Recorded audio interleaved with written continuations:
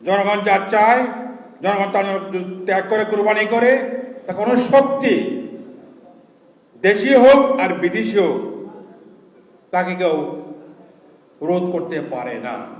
এই জন্যই আমার একটি কথা, আপনারা এখন এক হয়ে দাঁড়িয়ে যান। বাংলাদেশে যে সমস্ত আধিপত্যবাদের শক্তির অনুযায়ী যারা আছে, সাম্রাজ্যবাদী শক্তির অনুযায়ী যারা আছে, তারা টিকে থাকতে পারবে না। তাদের যদি শক্তি থাকে কেন? আল্লাহ শক্তির কাছে, আল্লাহর রহমতে, জনগণের শক্তির কাছে ওই সমস্ত কুলাঙ্গাররা কোনো শক্তিই নয়। কাজে আমাদেরকে দাঁড়াতে হবে, প্রতিবাদ করতে হবে, রুখে দাঁড়াতে হবে এবং সেগুলা শক্তিকে যার ধর্মের কথা বলার সাথে সাথে বলার চেষ্টা করে ধর্মরাজ টানা যাবে না, ওই শক্তিকে প্রতিরোধ করতে হবে, এর কোনো বিকল্প নাই।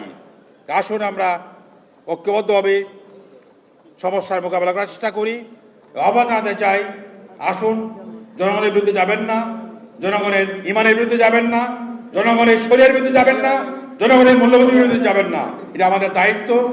আমরা সবাই মিলে চেষ্টা করলে রক্ষা করা সম্ভব ইনশাআল্লাহ।